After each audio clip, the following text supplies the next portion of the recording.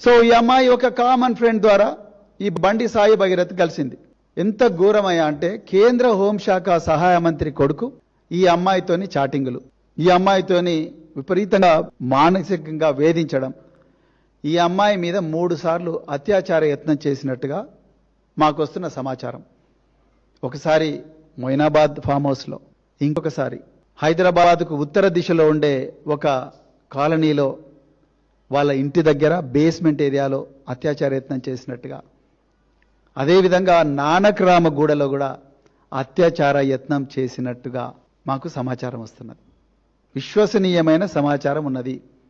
మాకుండే సమాచారం మేరకు ఈ అమ్మాయి తల్లి ఈ ఆధారాలన్నిటితోని నిన్న పేట్ బషీరాబాద్కు అమ్మాయి తల్లి ఇద్దరు పోయినరు.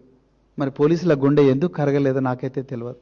3 సార్లు మొయినాబాద్ ఫామ్ హౌస్లో అయితే డిసెంబర్ 31 నాడు రాత్రి, అంటే ఆ సంవత్సరానికి అదే చివరి రోజు, న్యూ ఇయర్ డే సెలబ్రేషన్స్ జరుగుతూ ఉంటే రాత్రి వాళ్ళు తాగే డ్రింక్లో మత్తుమంది కలిపి ఆ అమ్మాయి మీద అత్యాచారం చేసిండ్రు అనేది కంప్లైంట్. ఒక కేంద్ర హోంశాఖ సహాయ మంత్రి కొడుకు మొయినాబాద్ ఫామ్ హౌస్లో ఒక మైనర్ బాలిక మీద అత్యాచారం చేస్తుంటే ఈ రాష్ట్రంలో ఉండే ఇంటెలిజెన్స్ యంత్రాంగం, పోలీస్ యంత్రాంగం ఏం చేస్తున్నది?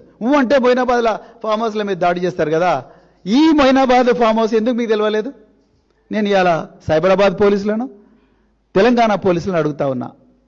అంటే ఆయన కేంద్ర హోంశాఖ సహాయ మంత్రి అయినందుక, లేకపోతే బండి సంజయ్ గారికి, కిషన్ రెడ్డి గారికి, రేవంత్ రెడ్డి గారికి అవినాభావ సంబంధం ఉన్నందుక? మీరు ఈ విషయాలు తెలంగాణ ప్రజలకు చెప్పాలి.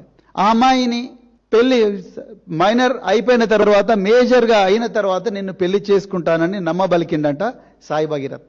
సో ఇప్పుడు నాకు నువ్వు అవసరం లేదన్న వెంటనే ఆ అమ్మాయి 2 సార్లు, ఒకసారి ఉరేసుకోవాలని ప్రయత్నం చేసిందంట, 2 సార్లు చేయి మీద గాజు పెంకుతో గాయాలు కూడా చేసుకున్నదంట. ఇది నాకు వస్తున్న సమాచారం. తప్పైతే సైబరాబాద్ పోలీసు వాళ్ళు చెప్పాలి. Because we don't know the facts.